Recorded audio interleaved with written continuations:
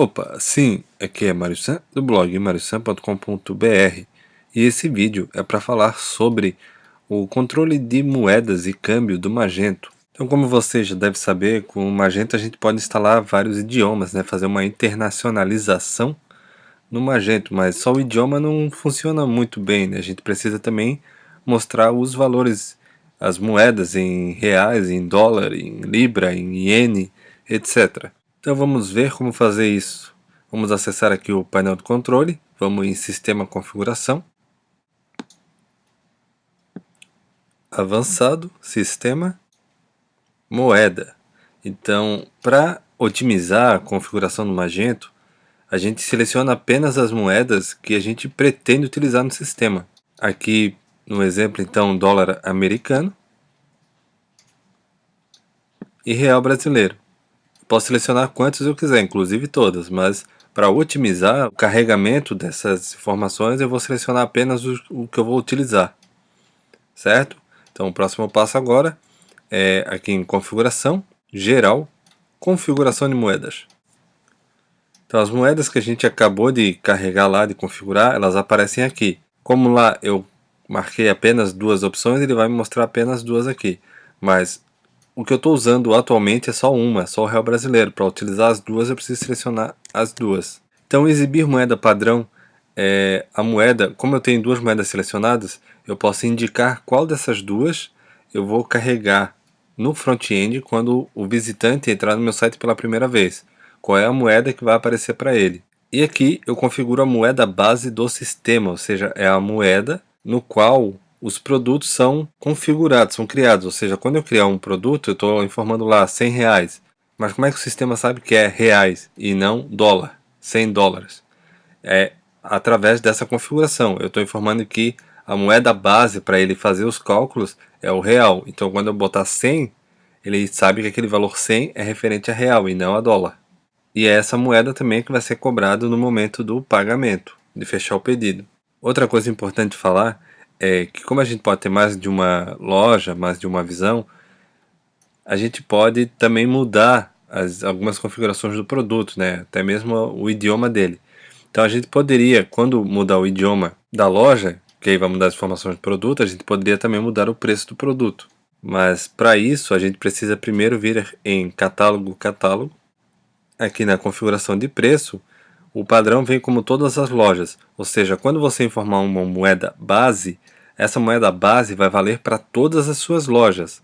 Se você quiser configurar que cada loja vai ter a sua moeda padrão, a sua moeda base, então você precisa mudar aqui para o website e salvar. Ele vai pedir para atualizar o índice das tabelas, isso é fundamental. Então veja que é justamente aqui na parte de preços do produto. Se você não fizer isso aqui, o sistema não vai funcionar, então é obrigatório. Agora a gente volta lá em Sistema Configuração. Configuração de moedas. Então eu vou salvar aqui, que é aquela hora eu selecionei, mas não salvei. Então pronto, agora a gente pode mudar a moeda base para cada idioma, selecionando aqui, ó. Então, se eu selecionar o main website, agora eu posso indicar que esse website, a moeda padrão, seria o dólar e não real. Antes de fazer aquela configuração em catálogo, a gente não tinha essa opção aqui. Ou seja, eu poderia exibir a moeda padrão como dólar, mas eu não poderia cobrar como dólar. Então, para isso poder funcionar, eu preciso fazer aquela modificação no catálogo moedas, tá certo? Mesma coisa no catálogo do produto aqui. Pegar um produto. Aqui o preço está em reais, em BRL. Aí eu poderia mudar a visão aqui, o website, e informar um preço em dólar. Tá? Aqui ainda está em BRL porque eu não configurei a moeda base como dólar para outro website, né? Eu só falei, mas não configurei. Mas só para você ter uma ideia de como funcionaria isso. Vamos dar uma olhada no front-end. Veja que apesar de eu ter configurado duas moedas, ainda não me aparece a opção para selecionar qual moeda eu desejo visualizar, se em dólar ou real. E tem muita gente que para aqui, que não consegue passar dessa parte. Isso porque depois que a gente configura